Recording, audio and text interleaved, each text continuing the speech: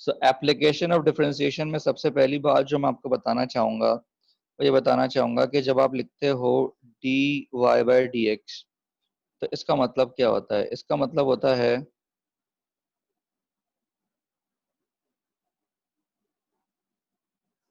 Rate of change of y with respect to x. लेकिन यहाँ पर जो d y by d x है, इस डी का मतलब होता है कि स्मॉल रेट ऑफ चेंज, जिसको हम इंस्टेंटेनियस रेट ऑफ चेंज भी कहते हैं। ठीक है। अच्छा, तो जब आप देखते हो delta Y upon delta X, तो ये भी rate of change with respect to X ही कहलाता है। लेकिन अब वो स्मॉल या इंस्टेंटेनियस नहीं कहलाएगा, बल्कि क्या कहलाएगा? ये कहलाएगा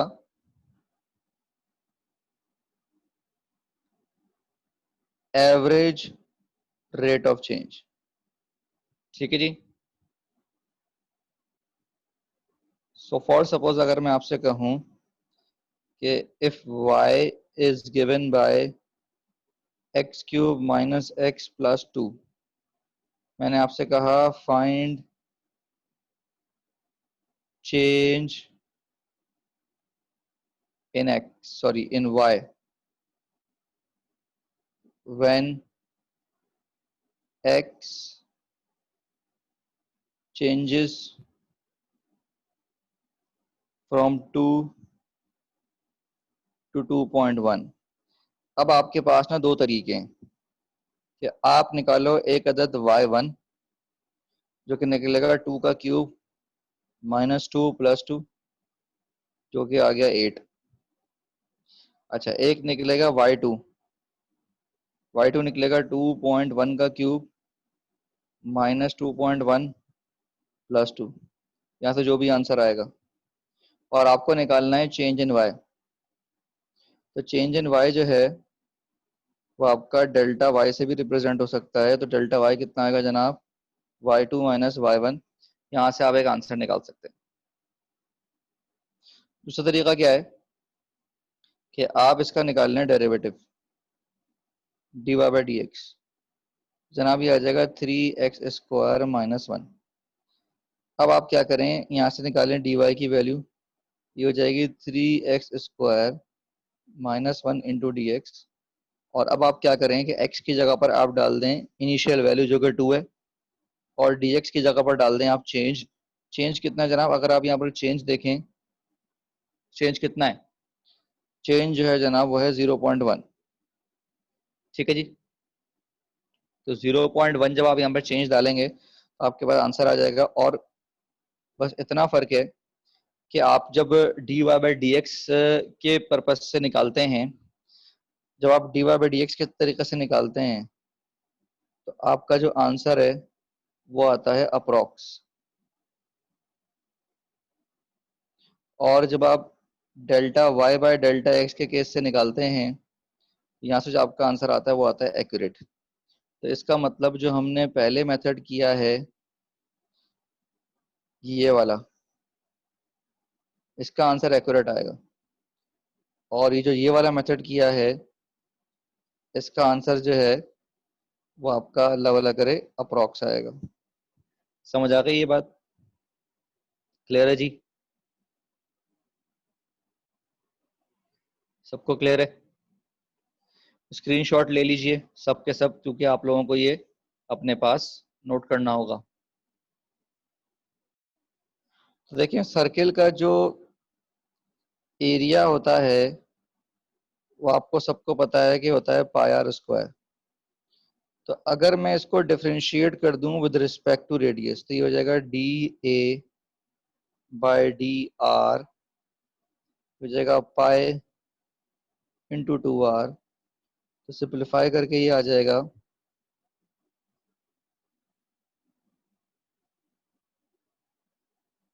2πr जो कि इसका सरकमफेरेंस है।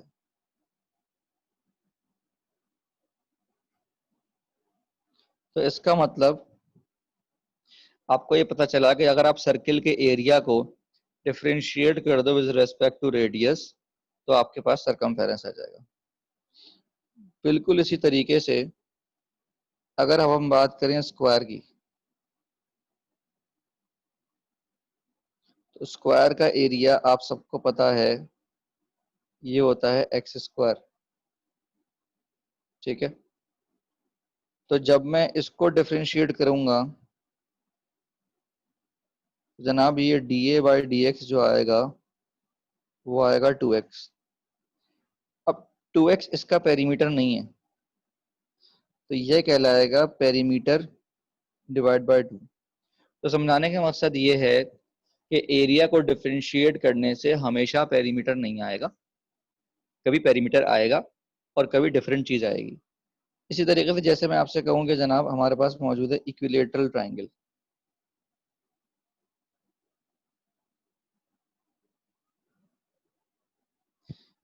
इक्विलेटरल ट्राइंगल में अगर हम एरिया की बात करें तो इसका एरिया होता है √3/4 एक्स स्क्वायर।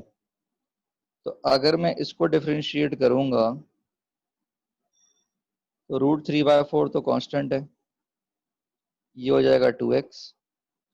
सिंप्लीफिकेशन कर लो, ये हो जाएगा √3/2 एक्स।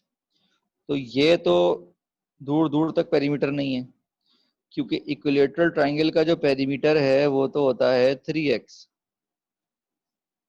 ठीक है जी। तो ये पेरीमीटर नहीं है। तो इसका मतलब जब आप एरिया को डिफरेंशिएट करते हैं तो जरूरी नहीं है कि आपको पेरीमीटर मिले या पेरीमीटर की रिलेशन मिले, नॉट ऑलवेज, ठीक है। अब आ जाइए जनाब स्फेयर पे, पेरीमीटर क्या है। अल्लाह अकबर। शाहजेब, शाहजेब पेरीमीटर कहते हैं बाउंड्री को।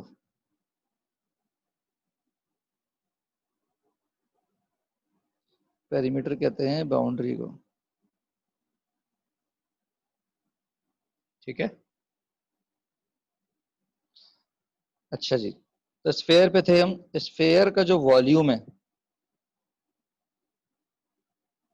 वो हमारे पास कितना है। स्फेयर का वॉल्यूम भाई बच्चों को याद है, स्फेयर का वॉल्यूम होता है 4/3 πr³ तो अगर मैं इसको डिफरेंशिएट कर दूं विद रिस्पेक्ट टू रेडियस तो ये 4/3 कांस्टेंट है, पाए कांस्टेंट है, ये आएगा जनाब 3r², जो कि अगर मैं सिंप्लीफाई कर लूं तो ये हो जाएगा 4πr², जो कि स्फेयर का क्या है जनाब, सरफेस एरिया। तो इसका मतलब अगर मैं स्फेयर के वॉल्यूम को डिफरेंशिएट करूंगा विद रिस्पेक्ट टू रेडियस तो मुझे स्फेयर का क्या मिलेगा, सरफेस एरिया। अच्छा जी, अगर मैं इसको दोबारा से डिफरेंशिएट कर दूं, मतलब डबल डिफरेंशिएट कर दूं, जिसको मैं डेरिवेटिव ऑफ सरफेस एरिया भी कह सकता हूं। देखें 4π कांस्टेंट है और r² का आएगा 2r,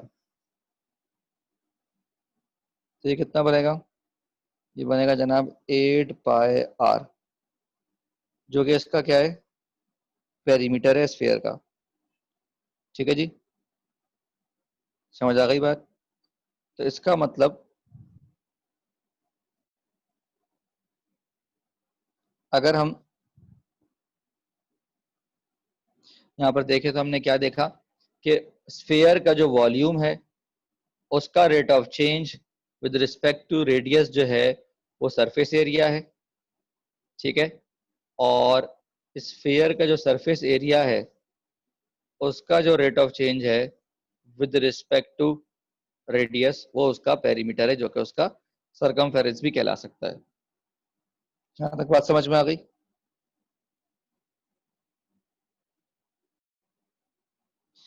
अब जनाब हम बात करते हैं फर्स्ट डेरिवेटिव, सेकंड डेरिवेटिव वगैरह की। तो देखें हमारे पास अगर एक y बराबर है एफ ऑफ एक्स के, जो कि एक कर्व है,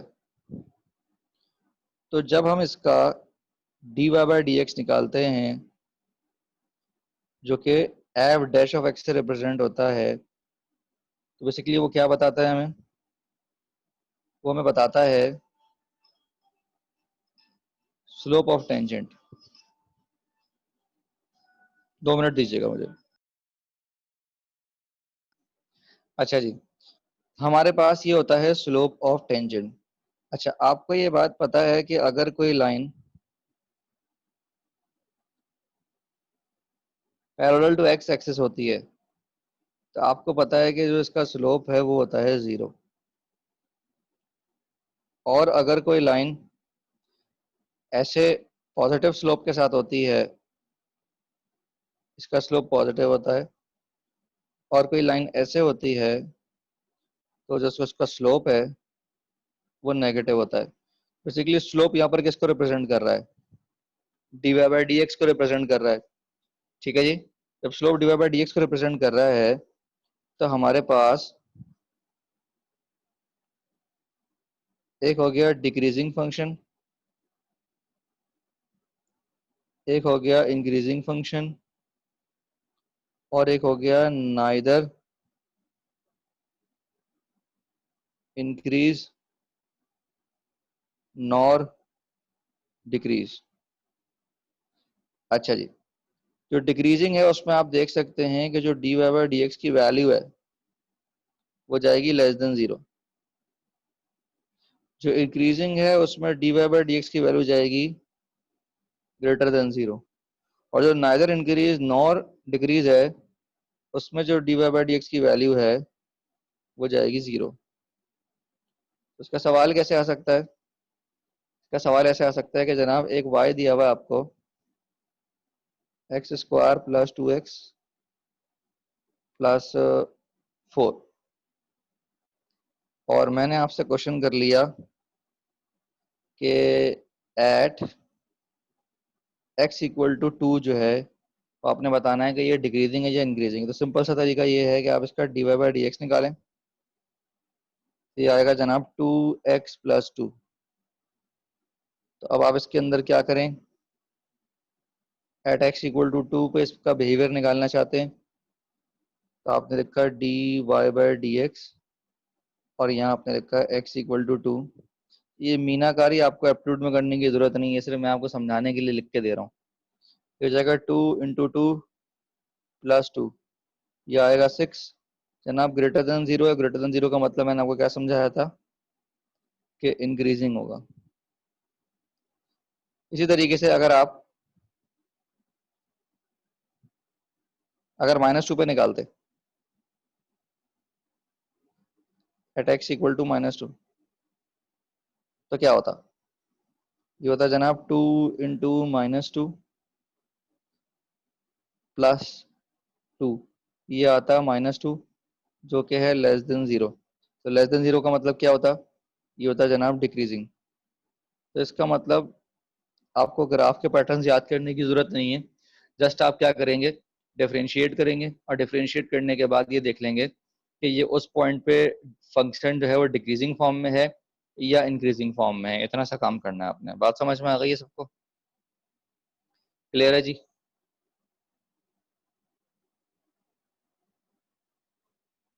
कोई मसला है इसमें?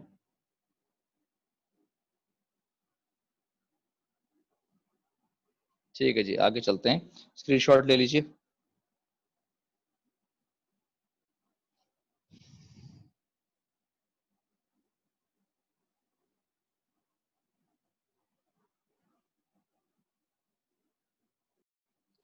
जनाब अब आ जाइए मिसाल के तौर पे वेलोसिटी पे।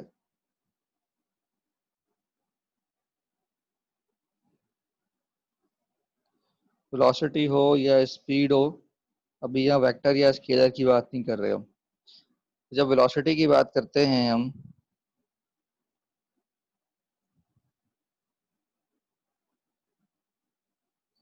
तो d we upon D t बराबर होता है एस के, जो कि क्या है,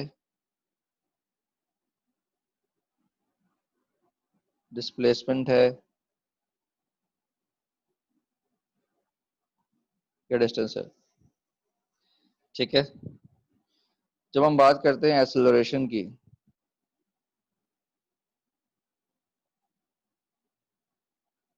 तो एक्सेलरेशन के लिए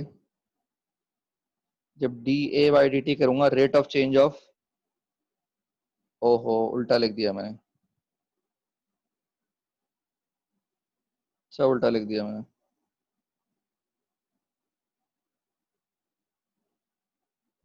सॉरी। अगर हम D S upon D T करेंगे तो हमें मिलेगा वेलोसिटी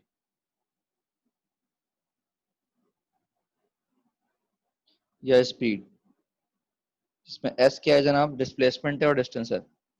एक्सेलरेशन कैसे आएगा, जब मैं D we upon D T करूंगा, D we upon D T लिखें या D square S upon D T square लिखें, मतलब डिस्प्लेसमेंट का डबल डेरिवेटिव, यहाँ से आपको मिलेगा एक्सेलरेशन।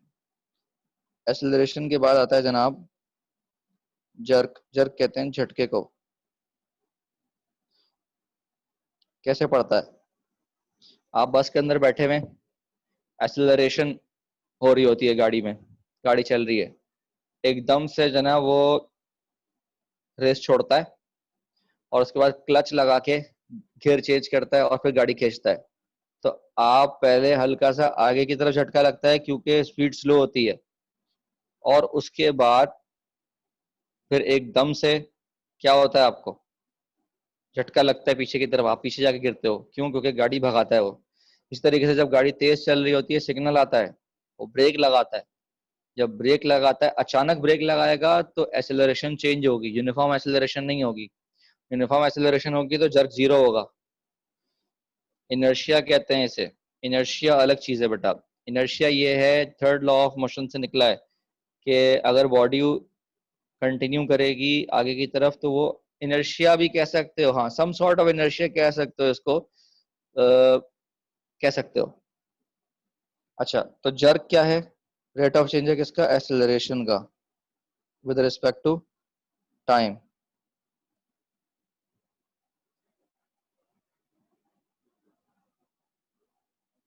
तो जनाब इसको हम क्या लिखेंगे, d we upon D t, जिसको हम sorry d square v upon D T square लिखेंगे, और क्या लिखेंगे, d cube s upon D t cube, क्योंकि थर्ड डेरिवेटिव है डिस्प्लेसमेंट का, और इससे आपको मिलता है जर्क। अच्छा जी, अब आ जाइए पावर पे या फोर्स पे। फोर्स क्या होता है,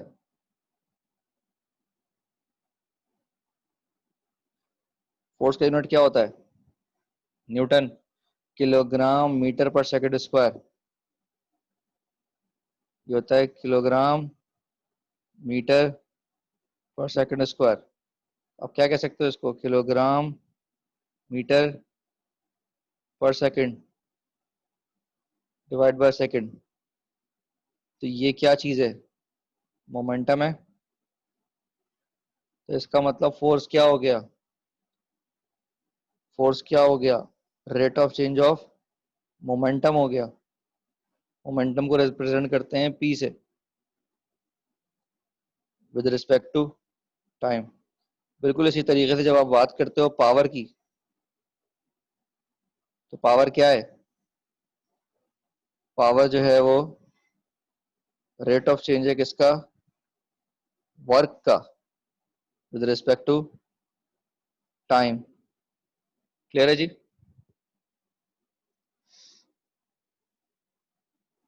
यहाँ तक बात समझ में आ गई है? कोई इशू इसमें?